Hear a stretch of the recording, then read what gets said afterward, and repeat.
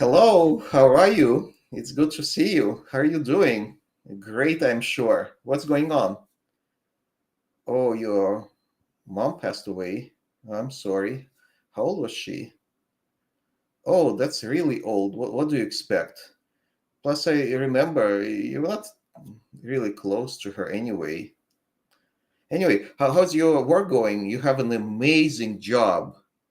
What you're saying, it's boring and your boss is an ass? Look, why do you always have to be so negative? You have a great career. Do you realize others would die for having what you have? And you think it's boring? Well, let's call reality. And let me tell you something, you are making good money. Do you know how many people in the world are hungry right now? Change your attitude. Happiness is a choice. Do you know that? So just put a big smile on your face and fake it till you make it. It always works for me. Anyway, got to run. Bye. And now, hi again, and welcome to reality. The reality of Dmitry the Coach weekly talk. I'm Dmitry. Let me ask you now, does anything from what I've just said sound familiar to you? I didn't make this up. I personally heard it more than once. So there are people who talk like that all the time. I don't know where those people come from, but there are a lot of them. And they are so called positive people. Sometimes they may be more subtle, but nonetheless, they think it's being positive. Are they really being positive? Well, if they are, then this type of positivity is extremely toxic and it doesn't help anyone's well being, including physical health. And that's what we'll be talking about today, toxic positivity. Before we continue, however, remember to like and subscribe.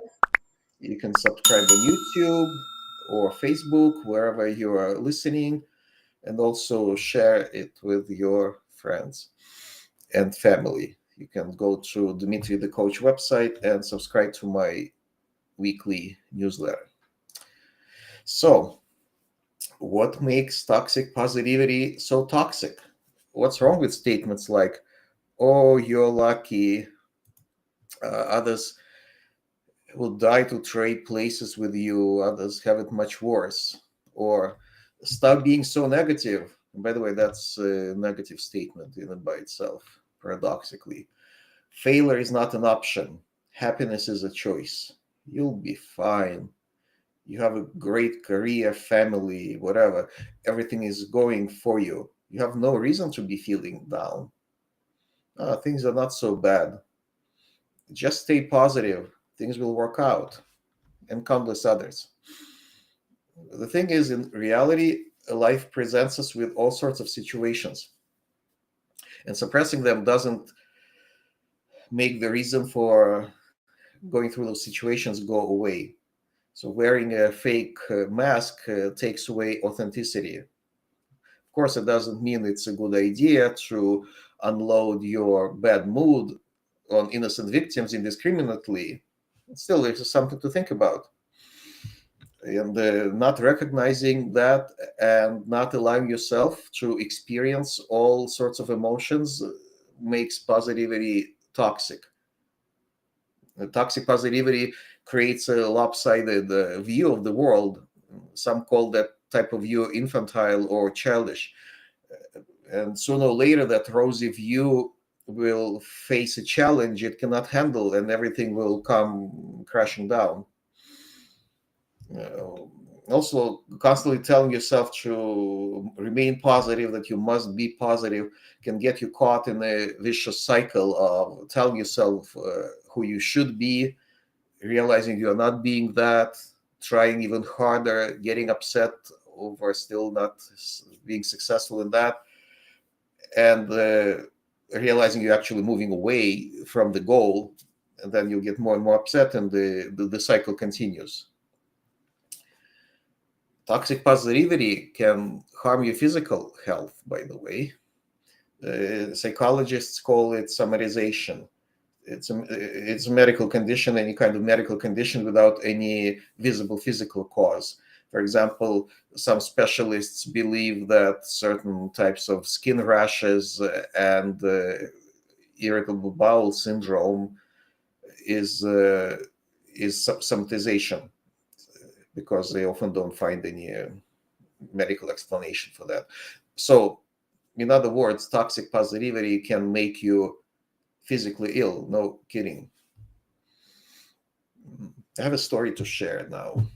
I was in a group call with other coaches, and the facilitator offered this exercise. The exercise was called I Forgive Myself.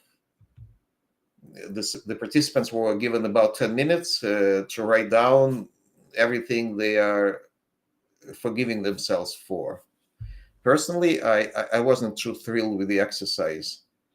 It was offered as a cure of some sorts for negative thoughts and attitudes.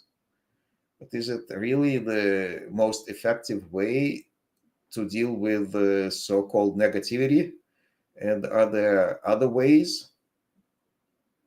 What's the alternative to faking it or forgiving yourself and others? In other words, what's the alternative to toxic positivity? And the alternative to toxic positivity certainly exists. Before we talk about the alternatives, let me explain why I didn't like that forgiveness exercise.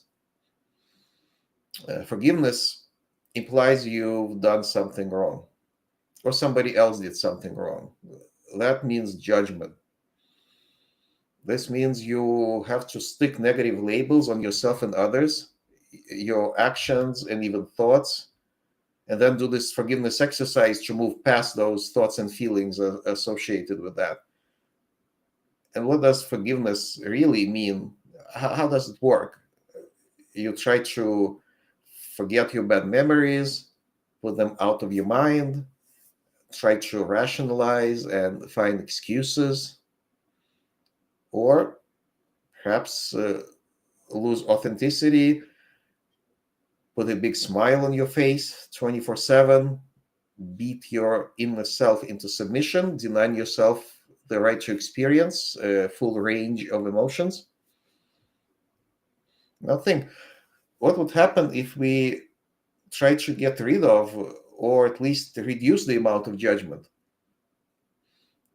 such as labeling things as negative or positive? Will toxic positivity go away because with no judgment, even the idea of positivity would become unnecessary? Let me show you this chart. This is the energetic self-perception chart developed by iPad.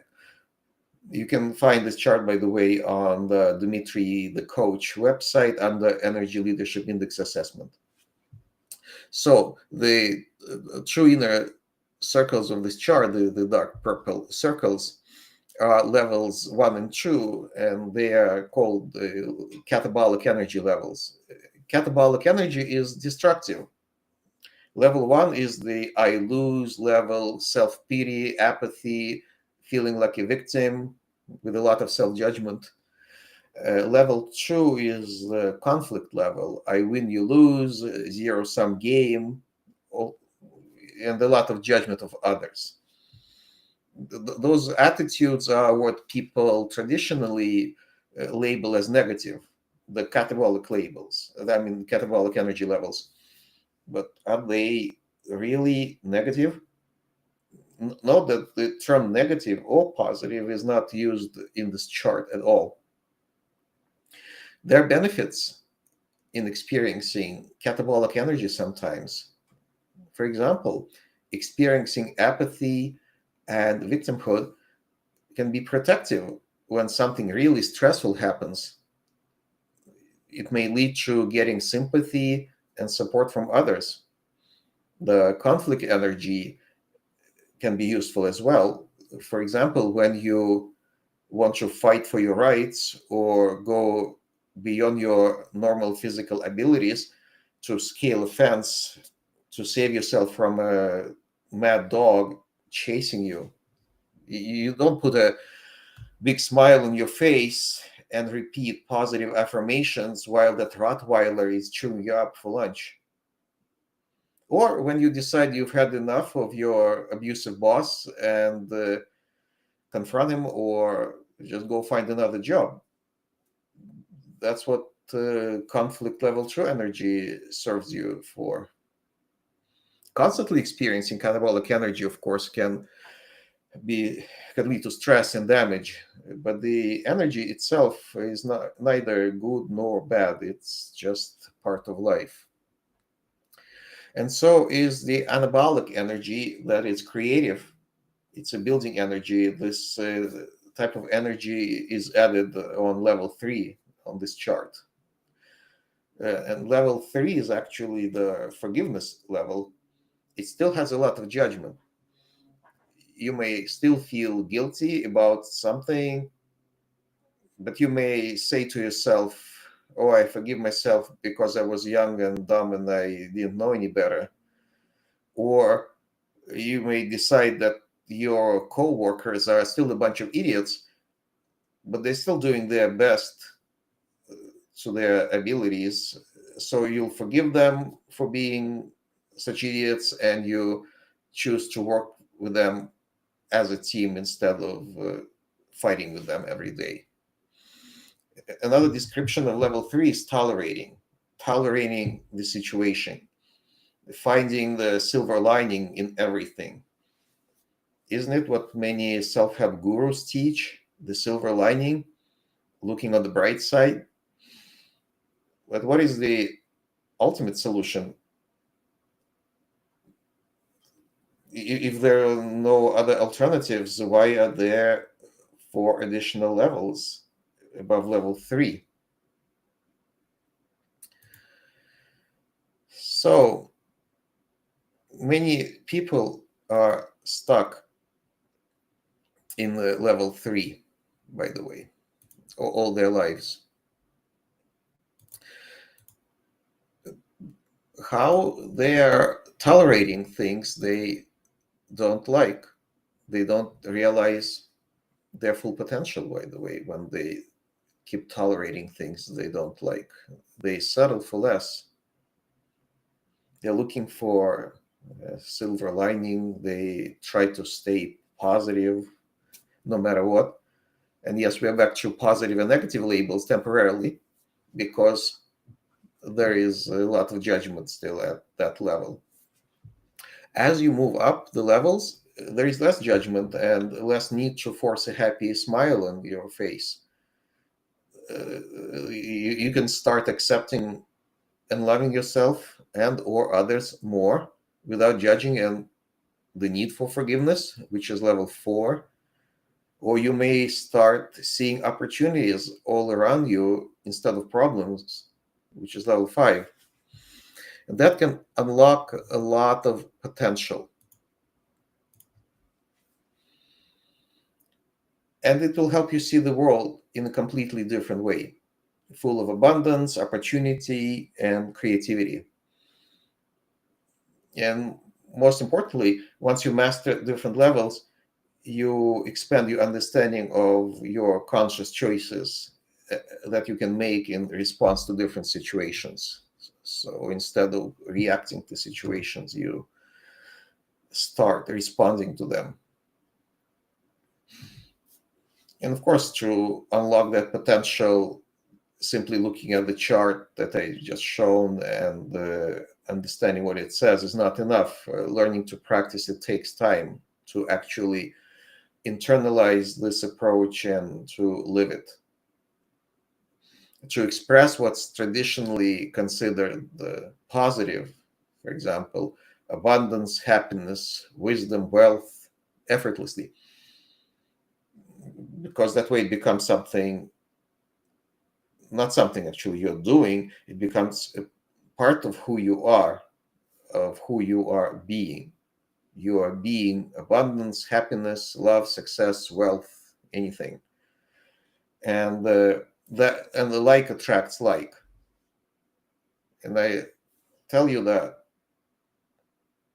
saying, for example, that you want to be rich 300 times, at that time won't cut it, or 300 times, 400 times, no matter how many times.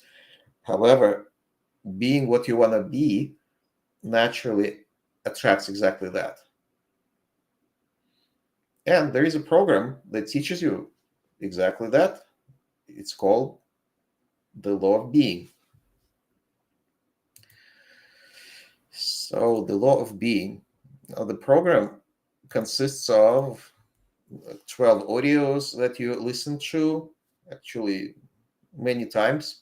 Every time you listen to an audio, you discover something new. And there are lots of exercises, like something like 200 exercises that you don't do all at once, of course. You go through this program with the help of a certified coach who guides you through the steps and through the program. I'm putting this the description to the Law of Being program on my website.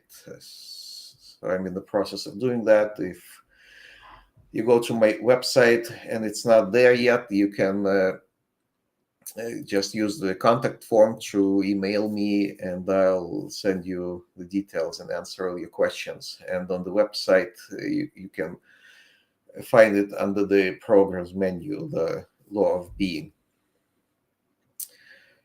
And with that, we can wrap up our today's talk on toxic positivity. The main takeaway from all this is that toxic positivity is not useful and can be actually harmful, both mentally and physically. It doesn't solve challenges, it deprives you of fully experiencing the world and your own emotions, and it can eventually lead to an existential crisis. The good news is there are alternatives to toxic positivity. So check out Dmitry the Coach site. Look at the energy perception chart. It's under the assessments, energy leadership assessment. And check out Law of Being and other materials. And of course, like and subscribe and share. Wherever you're watching this, on Facebook or YouTube, send the link to your family, friends, co-workers, and even your boss, if you have the nerve. And with that, thank you for watching, and I'll see you next week.